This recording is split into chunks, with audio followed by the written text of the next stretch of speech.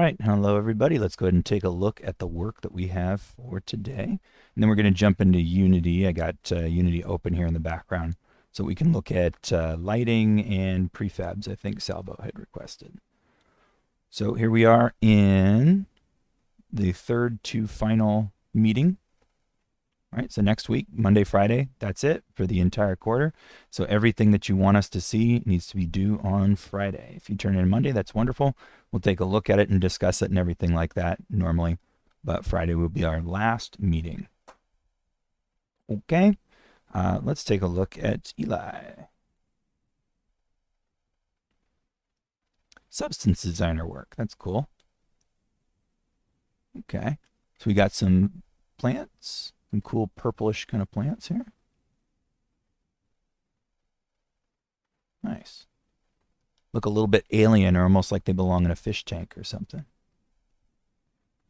Oh, he's not here. I wanted to ask if he did this with what's it called, the generators. Yeah. I don't know enough to recognize. Oh, yeah, there he showed his graph. Yeah. Are you talking about these up here? Yeah. Okay. What are they? I don't know how to read it. Oh, so I mean, but basically, yeah, it reads like edges and whatnot, and determines how to shade them, basically. Okay. I was gonna say, like, I've used this enough that those look like really, really tightly connected nodes that do a lot. I have no idea though. Robert has an understanding of it. I think he was talking about that last one we saw with the robot. Maybe shows it closer up. I can't decipher a node graph. Yeah, I mean, we're not even zoomed in enough to see the name of the nodes either, so it's like good luck. If you could read the color of the nodes and the lines, then you can make a guess. I can't even follow a single line with how zoomed out we are. Yeah. I just thought maybe by looking at the leaves you'd be able to tell what it's doing. Well, I mean, there's definitely there's so many different ways to do it. Yeah. I can't just be like, here's how we did it. Like I could invent a way to do it. Just you need a wiggly line. You need some teardrop shapes with some fins inside of them. You need to spread them all out, give them a little bit of rotation and placement on top of each other, and then the color is a completely different pass. But I don't know. He did something like that. I will guess, based on the node graph that you just showed in that picture, that he isn't using different. Oh man, what's it called? Like those sub materials. Those sub graphs in the big graph. I think he's just doing everything on one. So for instance, what you could do is make a material that just generates random leaves, and then you could use that as a subgraph in this one to create ferns with random leaves. But that's probably not what he's doing. Yeah. The base leaf kind of box that he has looks a little busy. I mean, yeah. It looks like it has a lot of stuff going in there. Yeah, it's true. If he did a subgraph, I think it would be a lot simpler because you'd basically just make that teardrop shape, 2 or 3 different ones, and then put those materials into the base leaf and move it. So I think he just did it all in one, but it's not like it doesn't help figure out what he did at all. Right. Cool. I mean, it looks good though. So whatever he's doing, it's fine. Very cool. All right. And there's no like write up or anything to help us understand. So just got to take our best guess. He's obviously doing something, with the graph.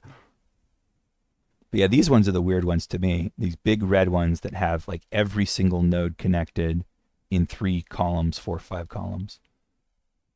That one I'm not sure about. Anyway, good job. Way to go.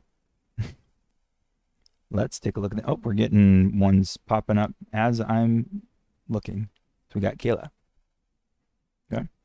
So it looks like we've got flat colors for this illustration. I want to see what did the last one look like. This is Kayla. Okay.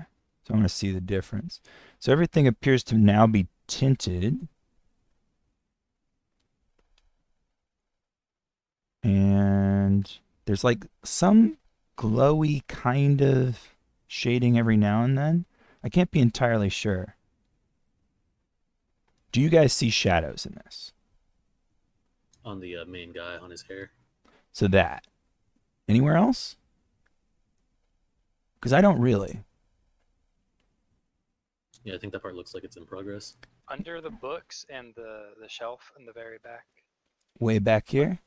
No, sorry. Right of the dragon wings. Yeah, right behind the dragon wings, and then that to the right of the dragon wings. One more. Yeah, there's some black behind those bags. There is? Yeah.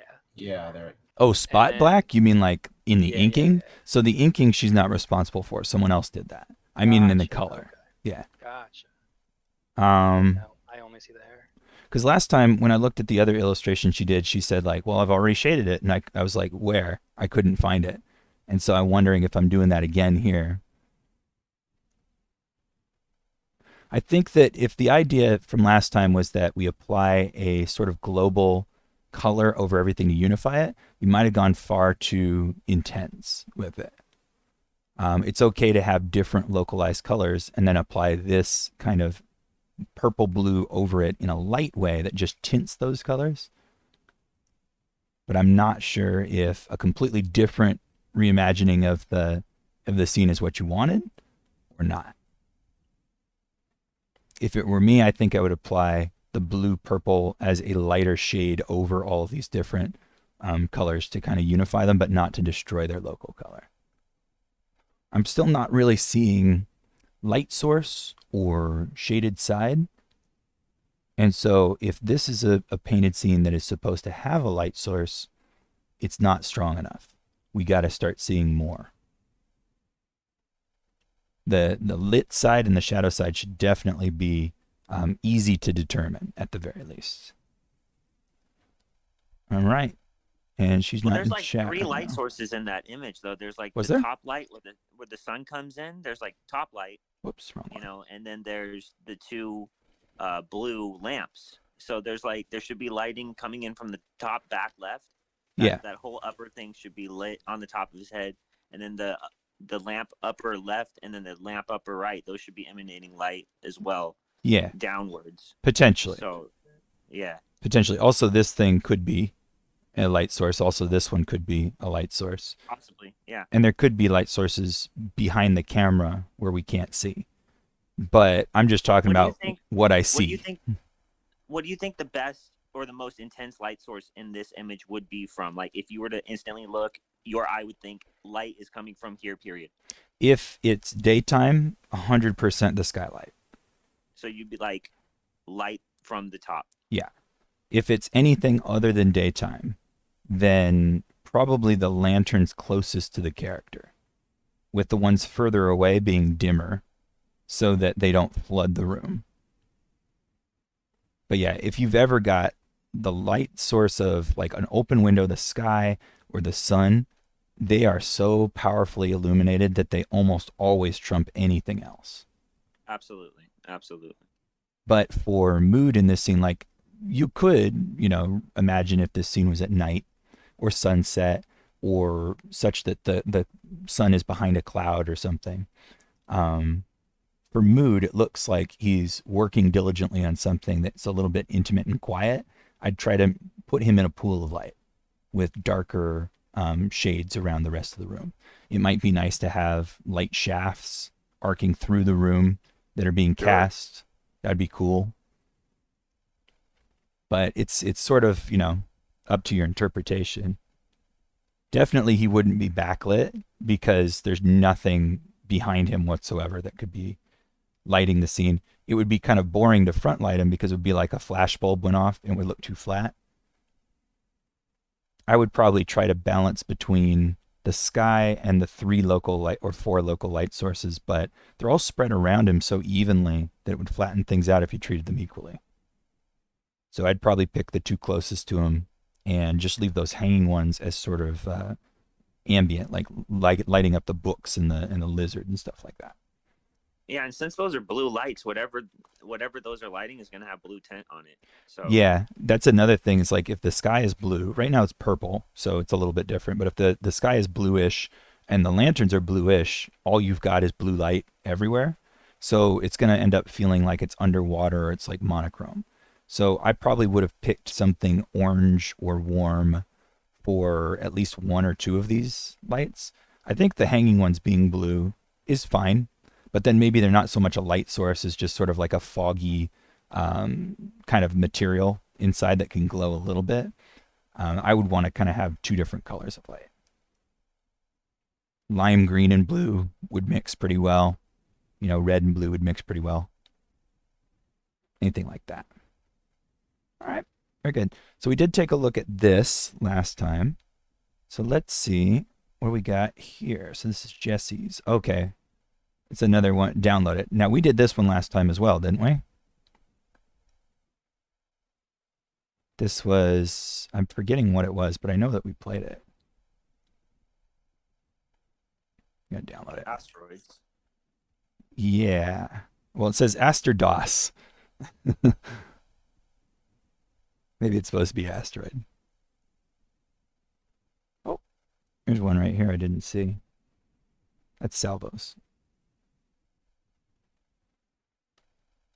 Let's see, this is almost done.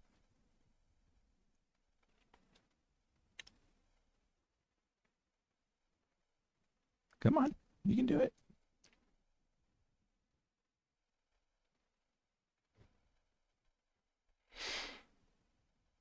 Don't know why it's taking its sweet time. There we go. All right, so I'm going to go ahead and unpack that onto my desktop. And I think it was Windows Enter was how I changed the full screen. Let's try it. Oh, it popped up on the correct screen first thing. Oh yeah, this is the space shooter. That's like one of the early tutorials. But yeah, we played this before, and I don't think anything has changed. Hopefully, so not sure why that's still up there. I thought it was over here before. Strange. All right, let's move on. Let's take a look at Salvos. Salvo, what's up? What are we taking a look at?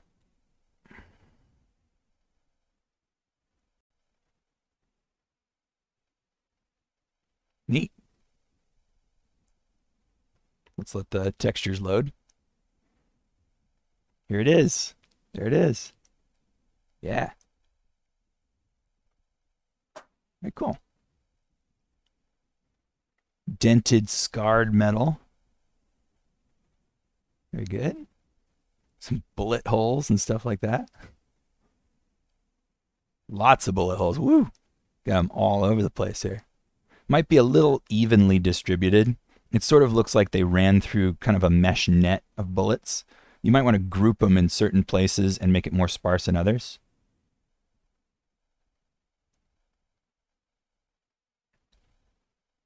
Cool. Let's see if I can... There we go. I want to move the light so I can see it across. Nice.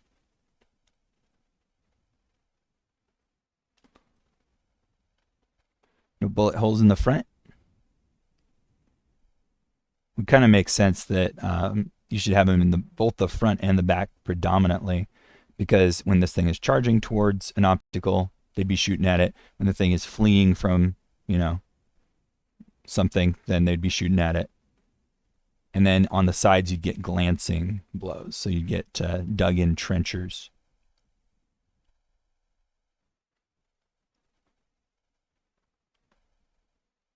Well, let's look at the texture channels. Oh, it's a lot lighter than I thought it was going to be. Cool. Metal. Okay.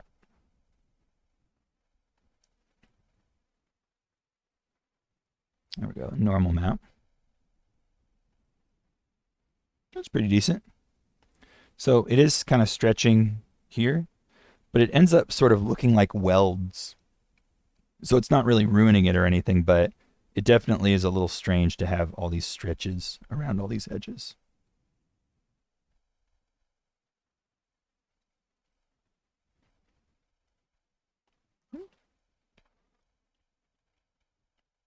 Cool.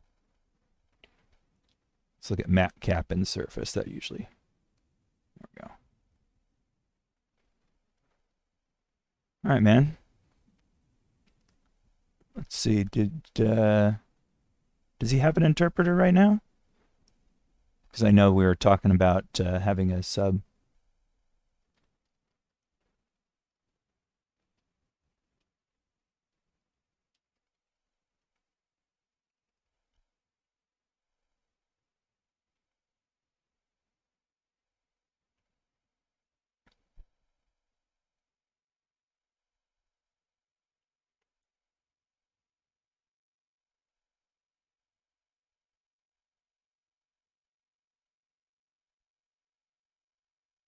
Trying to check to see if he's got an interpreter.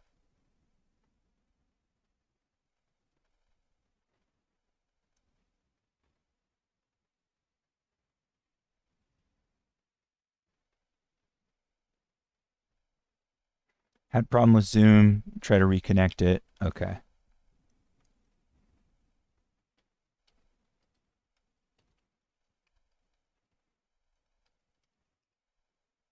Okay. So we'll wait then. All right. Let's go down to Gary. Gary's got pull ball with mouse, E to restart level, space bar to jump. Okay. I can do that. Okay, pull ball. Oh, right. I got to go the opposite way. Hello? Hello, can you hear me? Yep. Okay, so I made some progression. You see the blue thing with like 3 strings? Mm-hmm. So like if you touch that, it'll like roll the ball. Whoop. But if you don't, like it'll like once the ball hits the ground, it'll instantly fall. Uh-huh. There's like springs now, and now when you pull it back, you won't like you won't be able to pull it like 1,000 feet like Right. like right, yeah. Cool. Yeah, it seems to be working a lot better. One thing you can do just for short-term kind of testing is put a texture on the background, because if we're flying with nothing there, we can't see how fast we're going. So anything at all, like a checkerboard or whatever, would just be a little bit of a help to see. Okay. Doesn't have to be complicated. So are we supposed to be able to like hold the spacebar and tap it repeatedly to fly, or So, no? I'm thinking of adding like where like 5 is the maximum amount of jumps you could do consecutively, but you'll get one like every second where you'll be able to jump again, Oh, okay. or like every 2 seconds, so like you don't always jump. Yeah. That makes sense. You can probably just keep track of that, with the timer. Yeah. Right now, the force of the jump is really tiny. Oh, yeah. I think I changed the angular velocity, so that's why the jump seems, or the linear velocity is one of those two that I changed. But like, cause I tried The drag? doing the. Is it drag that you changed? I think so. Yeah. Okay. Also, make sure that when you're applying force with the jump bar, the space bar, that you're using impulse as the mode, because that is something that you would need. That just means apply it one time immediately. Okay. Whee! There we go.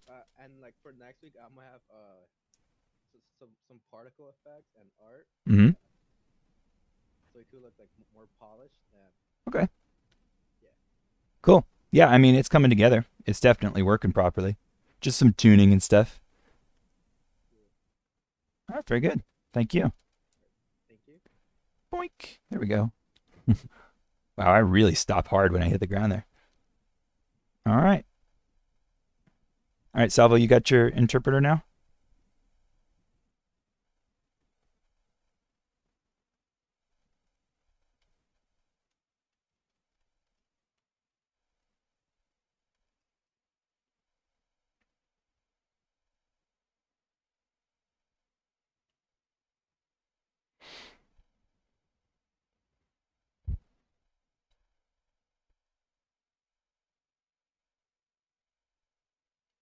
Are we ready to look at your, yeah? Okay.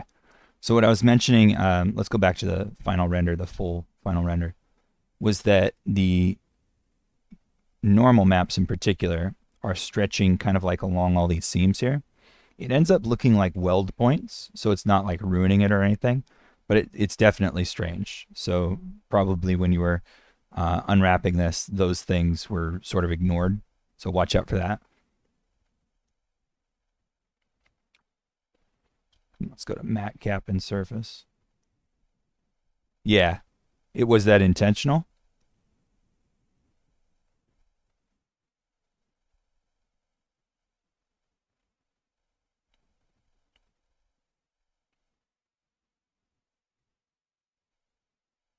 Okay. Well, as long as it was intentional, then I wasn't sure because it didn't look like it was really messed up. It just kind of looked stretchy. But yeah, if that was the case, then that's good. The other thing I was mentioning is that your bullets in the back are a little bit evenly spaced out, just kind of all over. And I would suggest grouping them up in certain areas and spreading them out more. And it's a little odd that we've got bullet holes in the back, but no glancing strikes on the side and no bullet holes in the front whatsoever.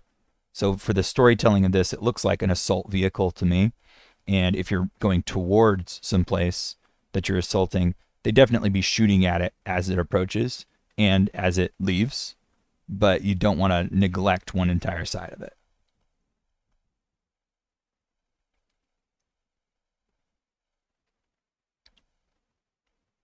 No, it's fine. I mean, movie style, dramatic, fun. It's good. I think it just looks a little unnatural that there are evenly spaced bullets all over the place. It looks like they took a big single shotgun and blasted it against the vehicle instead of like rapid fire machine guns or whatever. So a couple of common patterns that you would get are like groups of bullets near something that might be important, such as the wheels. So you might get groups of bullets down here, and you might get strafing lines, like uneven lines of bullets where someone had taken a machine gun and gone across it. You can see this kind of damage whenever aircraft come back successfully from a mission. They usually show, their bullet damage kind of grouped around the wings and grouped around the cockpit, and then also certain strafing lines. It's a pretty fascinating thing to see. Also, having bullets that dig into the side and glance off is a good detail as well.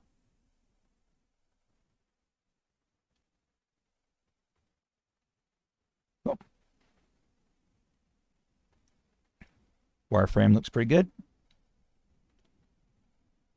And yeah, anything else you want us to take a look at on this?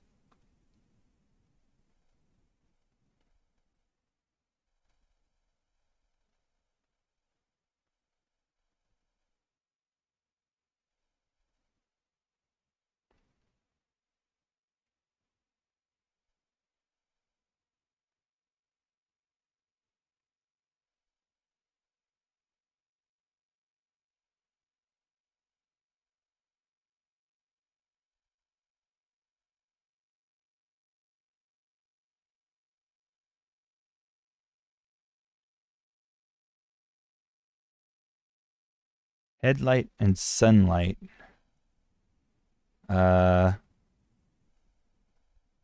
Okay, so I see the headlight in there, but it's like a picture of a headlight. It's not acting the way a headlight would act, which would require refraction, which would be a lot more complicated. With protector include reflecting. I don't quite know what you mean. I think maybe you're talking about the area inside of here, which is reflective.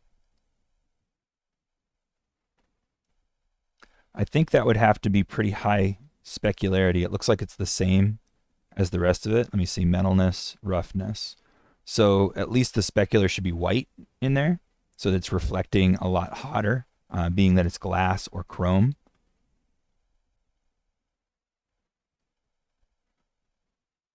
Sketchfab does have the ability to have refraction, though. That is a feature.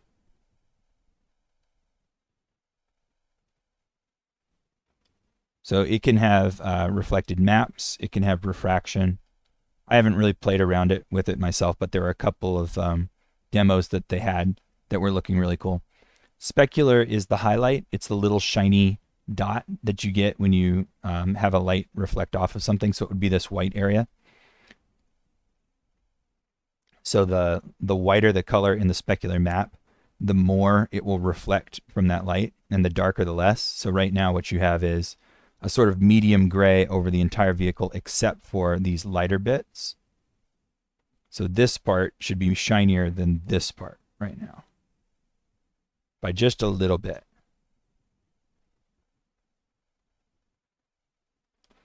This also has to do with your roughness and your normal maps. They all sort of combine.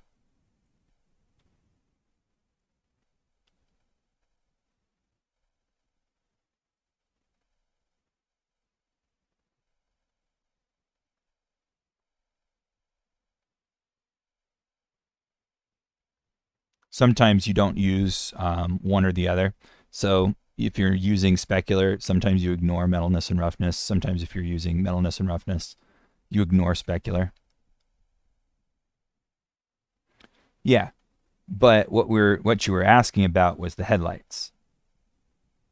And that area would be shiny. It would be like chrome reflectors in glass.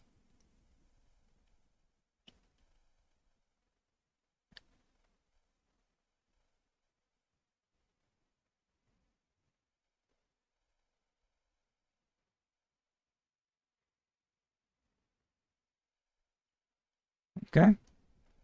All right.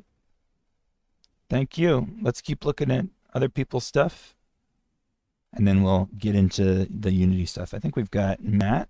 How's it going? Hey, how's it going? Very good. So what have we got? I'm even confident enough to say you can go ahead and full screen it if you wanted. All right. You know, I will. I don't have any more UI issues. Cool. Except Got in those one anchors area. figured out? What? You got those anchors figured out? I did. Nice. Good. All right. Let's see. Just I've done no work on the main menu, so that's why it still looks crap. Meh. Everything's been in the level scene. Okay. I went ahead and I added some like lore interaction Mhm. to the witch hut Okay. and added some stuff, some ground, some houses and stuff after you showed me the websites.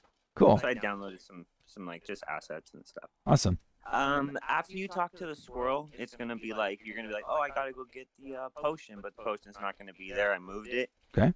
I mean, it's still there. It's just you gotta like talk to you gotta knock at the door of the witch's hut now. Like intuitively, the player would figure that out when they go in over there. Yeah. I'm just telling you what to do because that way you don't have to figure it out yourself. I guess you could pop up something on the mini map too, since you've got one. Yeah, I could be like W or Yeah. anything. A little witch head. Yeah. So this area is new. Got rid of the platform Mm-hmm. that was there and put this little beach. Found their laundry. I'm gonna try to run through. Oh. No, sir. Solid all day. That guy looks important. He's blinking. Yeah, he's got the ore. Mhm. And instead of doing the whole game, if you still want to get Jesus hacks, like I'm gonna tell you that's the fastest way to Well, do it. we shoot him with this, right? Knock on the door first. Knock on the door. Okay. Thought I did. Yeah. And stealing the firewood. Oh. She doesn't like the squirrel. I like the squirrel. I need my wood back and don't touch my potion. Okay, but I'm going to. Because you just told me not to. And I like the squirrel. Oh no, is the trigger box in that camera? I just saw something when you played that. Yeah? Yeah, in the camera there was the trigger box. I need to add that to don't see. Got you. Oh, there it is. All right, now I got an ore. So, I have a question. If you press 1 or 2, you put it away and take it out. But if you press 2 right now, it plays the bring out animation, Mm-hmm. and that's incorrect. Okay. Like, because it's already out. Right. You know. So, is there like a boolean or like some way like to only have? That would probably Like, if be a it's out. state. So you could use a state in the animator, or you could use a state in code. A state usually has one of several different choices, like holding or not holding or has or doesn't have or whatever. and the things that happen are a result of being in that state. So in the animator, this would be like, maybe a Boolean has or doesn't have or out or not or out, and that you play a different animation based on whichever state you're in. Would that be indicated with just like a script? It could be a script, or it could be in the animator, I think, in your case. Okay, I'll take a look into that because I don't want it to play the wrong animation. But 1 and 2 is to put it away. Okay. And then Whoa. So here we go. Yeah. When the boat unparents you, because right now you're parented to the boat, Mm-hmm. it's going to unparent you when you get close to the red orb rock. Okay. And it's going to make you look in the exact opposite direction of whatever direction you want to look. Okay. So, yeah. So if you wanted to look at the rock, I would look to your left right now. So the way to fix that sort of thing is by I guess we're not okay. Guess not. Well, you're onto the blue one. The blue one's still right there, so we're all good. Okay. The way to fix that sort of thing is to measure where the player is looking in world space before unparenting, and then setting them to that exact same position as you unparent. What does that mean? Where would I look that up on Unity? We're talking about Euler angles. So like I have a transform component, right? And part of that transform component is like my rotations. Your rotations are local and your rotations are global. Global would be looking in the direction of like positive Z in the world, right? Local forward is usually positive Z, up is positive Y. So no matter where I look, like this is my local forward direction. But in the world, I don't really know where it is. So there are commands that you can use relevant to the transforms that can get your local rotation position or the vector that you're looking along or whatever. So what you would do is you'd measure that before unparenting me from the raft. And then once I'm unparented from the raft, you would set me to look in the same vector. So if I was like looking over at that house, then what I'm really doing is looking sideways along this raft, right? But in the world, I'm looking over there. So it would just measure that. Then as soon as I'm unparented, it would say, hey, look at this spot that you were just looking at. All right. I will try and maybe look into that if it becomes too much of an issue. But right now, yeah, I'm just telling you how to fix it. Not that you have to, but if you wanted absolutely. to. That's what I was asking. I definitely want to. Yep. So I think I'm stuck over here now because the boat won't go anywhere. That's true. You are. Okay. I did it. But I broke it. If you were to get all three of them, I mean, you can. There's a way, like, there's some rocks that you can climb on to get out of the water, but... Okay. Am I dead now?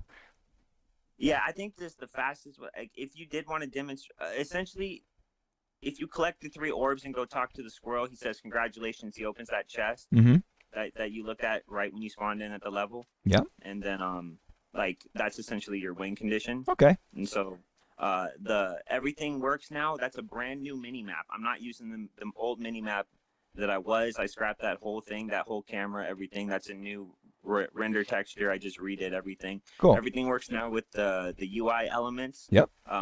When we're on tab, we can press menu and it'll work. If we press exit, it'll work.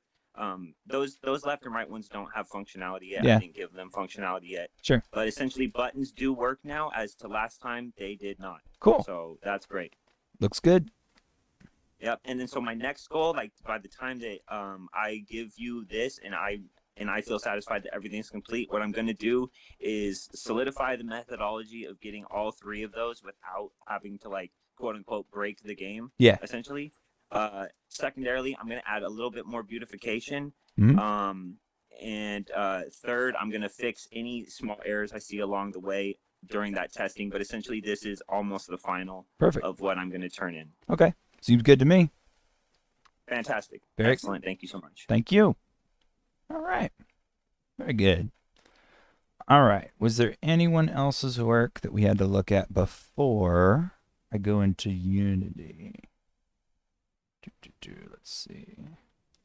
Looks like that might be it. Love to see higher resolution. So Jimmy, he's doing that on purpose. The low resolution look was meant to emulate kind of PlayStation 1 era graphics. And so, Yeah, on purpose. although he could render it at higher resolution, he doesn't want to. He wants to get that retro kind of look. Yeah. In fact, I wanted to put that also on the main menu, and I probably will do that by the time, because it just takes 2 seconds anyway. Makes sense. But that's the whole look of the game that I wanted to do, is have it at that low render quality, like N64, PlayStation 1, barely 1999, 2000 type. Okay. Thank you. All right. Let's take a look in Unity. So Salvo was saying he wanted to look at what a prefab is and also the lighting in Unity. So let's do the prefab part first, because I think that's easier to explain, because I don't really know what he wants for the lighting portion. But a prefab is like, think of it as a cookie cutter.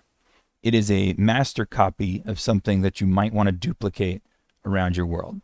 So for instance, everything that's blue in the hierarchy is a prefab, and you make a prefab just by dragging it from the scene into a folder. Excuse me. So down here in this folder, I've got a bunch of different guys. This was my students' homework for rigging and animation. They had to animate this guy along with the character controller. And then these cubes and crates and things like that, those are also prefabs. So I could place several of them in the scene, and I could change something about any one of them and change all of them. So I've got platforms, ramps, balls, and crates. The difference between them are that the blue ones are not able to move. The red ones are. So if I walk this guy into those, they slide around. The blue ones don't. They're completely steady. And so let's imagine that what I want to do is I want to change, let's say, the crates. I want all the crates to be different. So here in the hierarchy, I've got crate, crate, crate, and down here, I've got a crate. I have to go inside the prefab in order to change the master copy. And I can do that just by clicking on this right-facing arrow on any one of these, or by double-clicking this crate down here. So for this crate, what I'm going to do, I'm just going to add a 3D object. We'll add a little sphere to it as a child. And I'm going to make it stick out the side like that. And I'm going to turn off its collider. So they're just going to have a little bulbous thing like that. Now when I go back to my scene, all of my crates have a little bulbous side. And if I drag a new crate in, it also has that little sphere. So if I play, I can't actually touch that sphere. Should be able to walk right through it if I can get my leg in there. There we go. And the collider of the crates works exactly the same way as it did before. There we go. I'll fall around. Now I can stand on that one. But all of my assets have been changed. So this would be an instance of like trees in your scene, or item boxes, treasure chests, coins, whatever. So you can also do it, let's see, I'm going to take that away, like that. You can also do it with things like the color. So down here I have a crate material. Down in my folders, I've got my materials folder has these two. If I change the material here, everything that has the material changes color. So it's very much like that in terms of how a prefab works. So let's change the red to orange or yellow, kind of goldish orange like that. And I didn't need to be inside the prefab for this, but everything that used that material is just going to change colors like that. So they're all white, they're all black, they're all yellow, golden, whatever. Okay? But it's the same kind of logic. Does that make sense? Let's type it in main. Oh, there we go.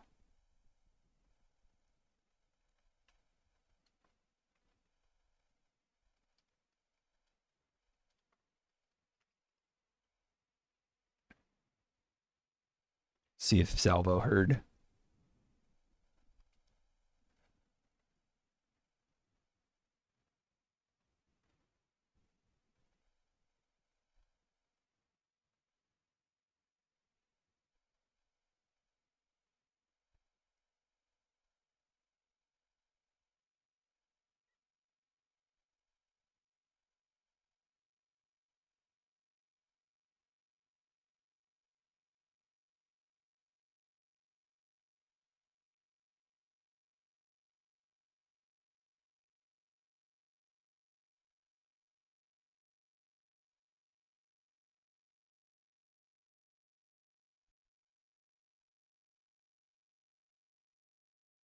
What?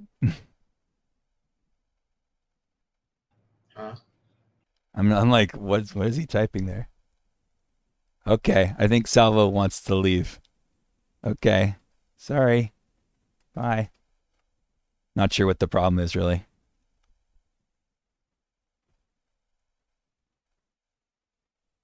Let me just scroll up and see. What did he ask me earlier? Tabor, can you show me light in Unity one more time? And what is a prefab? Or refused? Well, that's what I'm doing, so I'm not sure why he's frustrated.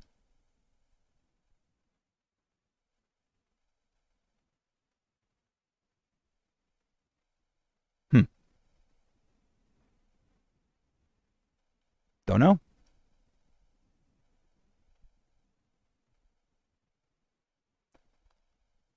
So if that's it, then I guess we're going to be done.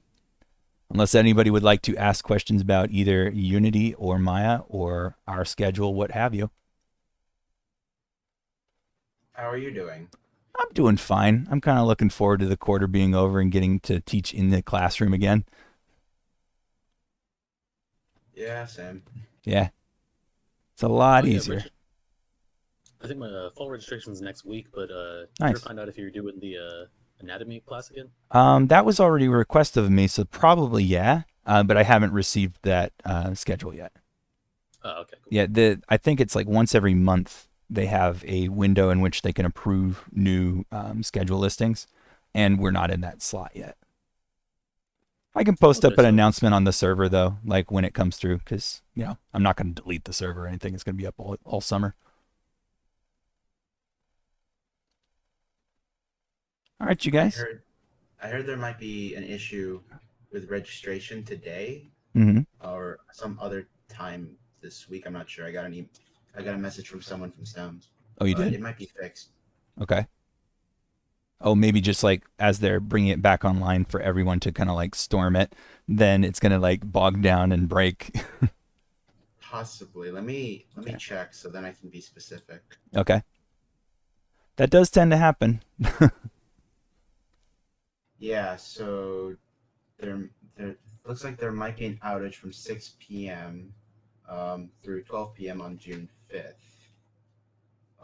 for early registration. So if you're not Yeah. early registration, you don't need to worry about it. So tomorrow. Well, that's weekend anyway. So, okay. Yeah. Well, all right. Be advised. Very good. All right, you guys. I'm going to go ahead and stop recording there. If you guys have any further questions, you can just go ahead and ask me.